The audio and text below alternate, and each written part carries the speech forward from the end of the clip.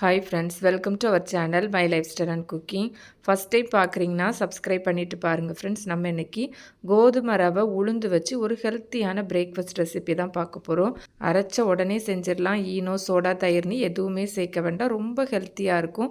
வெளியே கிறிஸ்பியாக உள்ள நல்ல சாஃப்டாக ரொம்ப சூப்பரான டேஸ்ட்டாக இருக்கும். ஒரு ஹெல்த்தியான ரெசிபி. வாங்க எப்படி பண்ணலான்னு பார்க்கலாம். இது செய்கிறதுக்கு 250 ml கப்பில் 1 கப் அளவுக்கு கோதுமை ரவை எடுத்துருக்கிறேன். இப்போ இதை ஒரு பாத்திரத்தில் சேர்த்துக்கலாம். நம்ம ரவை எடுத்த அதே கப்பில் அரை கப் அளவுக்கு உளுந்து எடுத்துக்கலாம். எந்த கப்பில் வேணாலும் மெஷர்மெண்ட் எடுத்துக்கலாம். 1 கப் ரவைக்கு அரை கப் உளுந்து கரெக்டாக இருக்கும். இப்போ இதை நல்லா கழுவிட்டு தேவையான அளவு தண்ணி சேர்த்து ஊற வச்சிடலாம். ரவையும் உளுந்தும் சேர்த்து ஊற வைக்க வேண்டாம். தனித்தனியான பாத்திரத்துலேயே ஊற வச்சு எடுத்துக்கோங்க. இதை குறைஞ்சது ஒரு 2லேருந்து ஒரு 4 மணி நேரம் ஊற வச்சு எடுத்துக்கலாம். இப்போ நமக்கு ரவைலாம் நல்லா ஊறி நல்லா சாஃப்டாகி வந்திருக்கு. பார்த்தாலே தெரியும். இப்போ இதில் இருக்க தண்ணியை ஃபில்ட்ரு பண்ணிவிட்டு இந்த மாதிரி அரிப்பில் மாற்றி வச்சுருக்கிறேன்.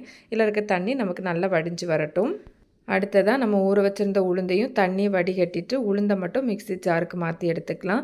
இந்த மாதிரி சின்ன மிக்ஸி ஜாரில் மாற்றி அரைக்கும் போது நல்லா பேஸ்ட்டாக அரைக்கிறதுக்கு ஈஸியாக இருக்கும். நான் இங்கே 2 பேட்சாக அரைச்சி எடுத்துருக்கிறேன். நம்ம அரைக்கும்போது தேவைக்கு தண்ணி சேர்த்துட்டு இது போல் நல்லா சாஃப்டாக அரைச்சி எடுக்கணும். உங்களுக்கு பார்த்தாலே தெரியும். இது போல் அரைச்சதும் உளுந்த ஒரு பாத்திரத்துக்கு மாற்றி எடுத்துக்கலாம். இது போலவே நான் 2வது பேட்சும் அரைச்சி இந்த பாத்திரத்துலேயே மாற்றி எடுத்து வச்சுருக்கிறேன்.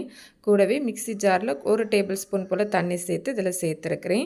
இது கூடவே நம்ம ஏற்கனவே வடிகட்ட வச்சுருந்தோம்ல ரவை, அதையும் இதில் சேர்த்துட்டு நல்லா கலந்து எடுத்துக்கலாம். ரவை அந்த உளுந்து மாவோடு நல்லா சேர்ந்து வர மாதிரி இது போல் நல்லா கலந்து எடுத்துக்கலாம். இந்த மாதிரி கலந்து எடுத்ததுக்கப்புறமா இது கூடவே 1 வெங்காயம் சின்னதாக நறுக்கி சேர்த்துருக்கிறேன். கூடவே 1 கேரட் மீடியம் சைஸில் எடுத்து இந்த மாதிரி துருவி சேர்த்துருக்கிறேன். இதில் நீங்கள் விருப்பப்பட்ட காய்கறிகள் சேர்த்துக்கலாம். பீட்ரூட், பீன்ஸ், முட்டைகோஸ் கூட இதில் சேர்த்துக்கலாம். இது கூடவே 1 கேப்சிகத்தில் 4ல் 1 பங்கு இந்த மாதிரி நீல வாக்கில் கட் பண்ணி சேர்த்துருக்கிறேன். கேப்சிகம் ஆப்ஷனல் தான், இருந்தால் சேர்த்துக்கோங்க, இல்லைனா ஸ்கிப் பண்ணிக்கோங்க. இது கூடவே பச்சை மிளகாவும் இது போல் சின்னதாக வெட்டி சேர்த்துருக்கிறேன். பச்சை மிளகாலாம் நீங்கள் உங்கள் காரத்துக்கு தக்கன கூட்டி குறைச்சி சேர்த்துக்கலாம். கூடவே ஒரு 1½ டீஸ்பூன் அளவுக்கு பொடியாக நறுக்கின இஞ்சி சேர்த்துருக்கிறேன். இது கூடவே பொடியாக நறுக்கின மல்லி இலையும் சேர்த்துருக்கிறேன். கூடவே ஒரு 2 டேபிள் ஸ்பூன் அளவுக்கு தேங்காய் துருவல் சேர்த்துருக்கிறேன். அரை டீஸ்பூன் போல் ஜீரகம் சேர்த்துக்கலாம். கூடவே அரை டீஸ்பூன் அளவுக்கு வத்தல் பொடி சேர்த்துருக்கிறேன். ஏற்கனவே நம்ம பச்சை மிளகாய் சேர்த்துருக்குறோம். அதனால் காரம்லாம் உங்களுக்கு தேவைக்கு தக்கன அட்ஜஸ்ட் பண்ணி சேர்த்துக்கோங்க. இதுக்கு தேவையான அளவு உப்பு சேர்த்துட்டு இதை நல்லா கலந்து எடுத்துக்கலாம். நம்ம சேர்த்துருக்கிற அந்த காய்கறிகள் எல்லாமே நல்லா அந்த மாவோடு சேர்ந்து வர மாதிரி இது போல் நல்லா கலந்து எடுத்துக்கலாம். இப்போ நமக்கு மாவு கொஞ்சம் கெட்டியாக இருக்குது. இதில் கொஞ்சமாக தண்ணி சேர்த்து நம்ம இதை கலந்து எடுத்துக்கலாம். அதிகமான அளவு தண்ணி சேர்க்கக்கூடாது. எனக்கு இங்கே கலந்து எடுக்கிறதுக்கு ஒரு 5 டேபிள் ஸ்பூன் போல் தண்ணி தேவைப்பட்டிருக்கு.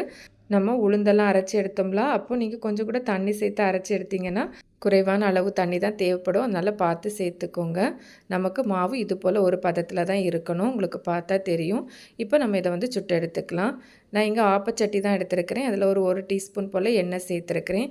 இதை தோசை சட்டிலாம் தவாவில் கூட செஞ்சு எடுத்துக்கலாம். எண்ணெய் நல்லா சூடானதுக்கு அப்புறமா இதில் ஒரு 1½ குழிக்கரண்டி அளவுக்கு மாவு சேர்த்துருக்கிறேன். சேர்த்து ரொம்ப ஸ்ப்ரெட் பண்ணக்கூடாது. இது மாதிரி லைட்டாக அந்த மாதிரி ஸ்ப்ரெட் பண்ணி எடுத்துக்கோங்க. இப்போ நம்ம இதை மூடி வச்சு ஒரு பக்கம் வேக வச்சு எடுத்துக்கலாம். நல்லா ஒரு பக்கம் வெந்ததும் இதை மறுபக்கம் திருப்பி போட்டுடலாம். பார்த்தாலே தெரியும், நல்லா வெளியே கிறிஸ்பியாக இருக்கும். ரொம்ப சூப்பரான டேஸ்ட்டாக இருக்கும் ஃப்ரெண்ட்ஸ். நல்ல ஒரு ஹெல்த்தியான பிரேக்ஃபாஸ்ட் டின்னர் ரெசிபி. இப்போ இதில் கொஞ்சமாக எண்ணெய் சேர்த்துருக்கிறேன். எக்ஸ்ட்ரா எண்ணெய் சேர்க்குறதுலாம் ஆப்ஷனல் தான், வேண்டாம்னா நீங்கள் ஸ்கிப் பண்ணிக்கலாம். நல்லா 2 பக்கமும் வெந்ததும் நம்ம இதை எடுத்துடலாம். நல்ல ஒரு ஹெல்த்தியான பிரேக்ஃபாஸ்ட் டின்னர் ரெசிபி. இதை நீங்கள் ஸ்கூலுக்கு லஞ்ச் பாக்ஸில் கூட கொடுத்து விடலாம். ரொம்ப சூப்பராக இருக்கும். இது போல் நிறைய வெரைட்டியான ஹெல்த்தியான ரெசிபி நம்ம சேனலில் இருக்குது. லிங்க் எண்ட் ஸ்க்ரீன் ஐகார்ட்லலாம் கொடுத்துருக்கிறேன். ஃப்ரீ டைமில் சேனலையும் விசிட் பண்ணி பாருங்கள். கண்டிப்பாக உங்களுக்கு யூஸ்ஃபுல்லாக இருக்கும். இப்போ இதுலேருந்து கொஞ்சம் மட்டும் நான் ரெடி பண்ணி எடுத்து வச்சுருக்கிறேன். இப்போ இதுலேருந்து 1 மட்டும் எடுத்து உங்களுக்கு பிச்சு காமிக்கிறேன். உங்களுக்கு பார்த்தாலே தெரியும் எந்த அளவு சாஃப்டாக இருக்குதுன்னு. கண்டிப்பாக இந்த ரெசிபியை நீங்கள் இதுவரை செஞ்சதில்லைன்னா ஒரு முறை ட்ரை பண்ணி பாருங்கள். ட்ரை பண்ணி பார்த்துட்டு உங்களுக்கு எப்படி வந்ததுன்னு மறக்காமல் கமெண்ட்ஸ் பண்ணுங்கள். ரெசிபி வீடியோ கண்டிப்பாக உங்களுக்கு பிடிக்கும். பிடிச்சிருந்தால் லைக்கோட ஹைப்பும் பண்ணிவிட்டு சப்ஸ்கிரைப் ஷேரும் பண்ணுங்கள் ஃப்ரெண்ட்ஸ். தேங்க்ஸ் ஃபார் வாட்சிங். பாய்.